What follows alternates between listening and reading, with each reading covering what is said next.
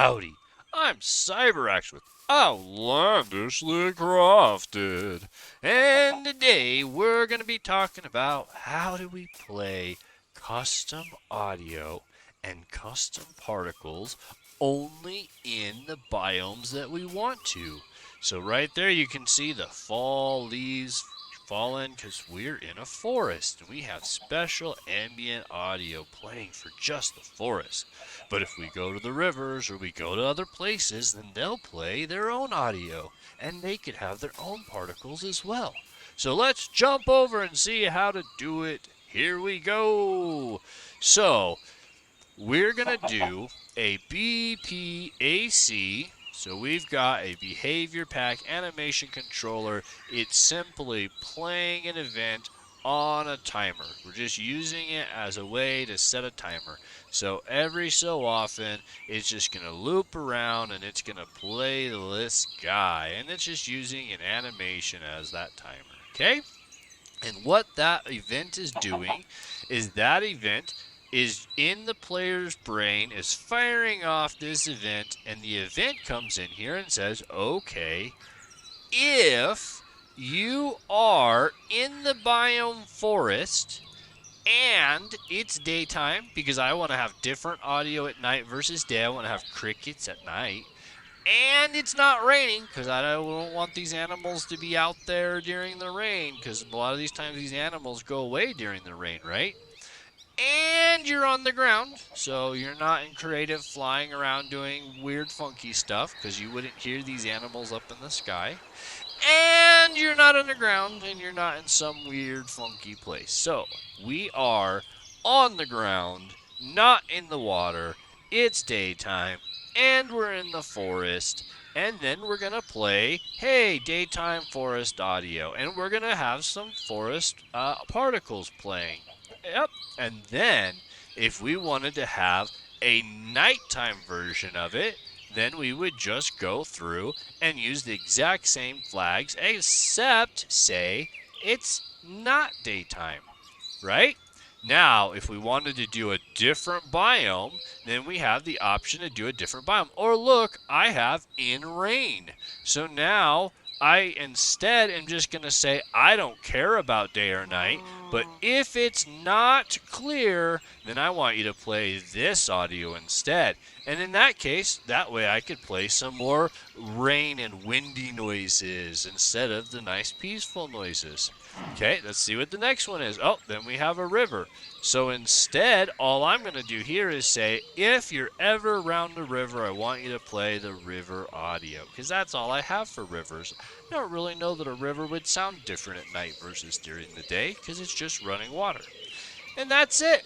All we're going to do is fire off an execute or an event, and then that's going to fire off these commands. Now, you're probably saying, but CyberX, I can't fire off commands in an event.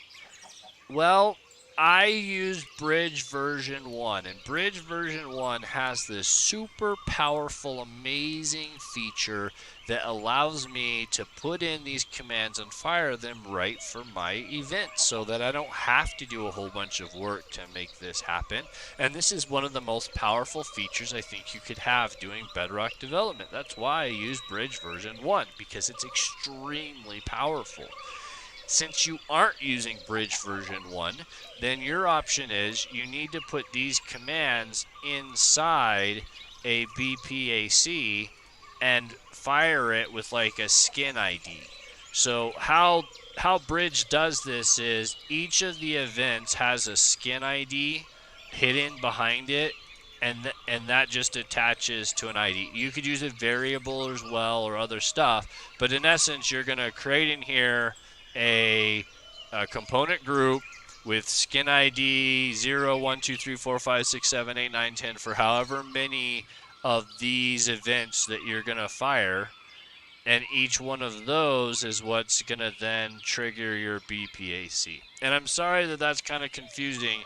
If you understand how BPACs work, then it'll make perfect sense. You'll just be like, oh yeah, wherever he's firing a command, I just need to make a separate BPAC to actually fire that command.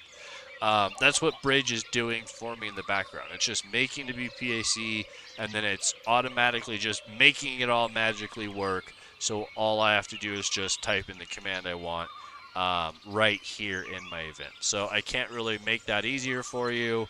But you can watch a lot of my other guides on how to make BPACs and fire them off. There's lots of other ways to do that. But the biggest thing here is how do we get that filter for the biomes? Because that's the hardest thing to do is how do I filter the biomes to figure out which biome I'm in and which audio to play. And the best way to do that is to filter that at the player, because the player has this built-in environmental filter system that is pretty accurate and really well can determine these things. And so I found this is the best option. Now, something else to be said about audio. You don't really want to just drop the audio right on the player, because the birds and the ambient noises aren't on the player, right? They're around the player. So you can see here, I'm using a caret, caret, caret, which means the direction that the player is facing, I want -5 and -5. I'm putting it in a random place behind the player or around the player, so that it sounds three-dimensional and it's natural and it's location-based. So when you move around the forest, you're hearing the audio in 3 dimension, which I think is really important.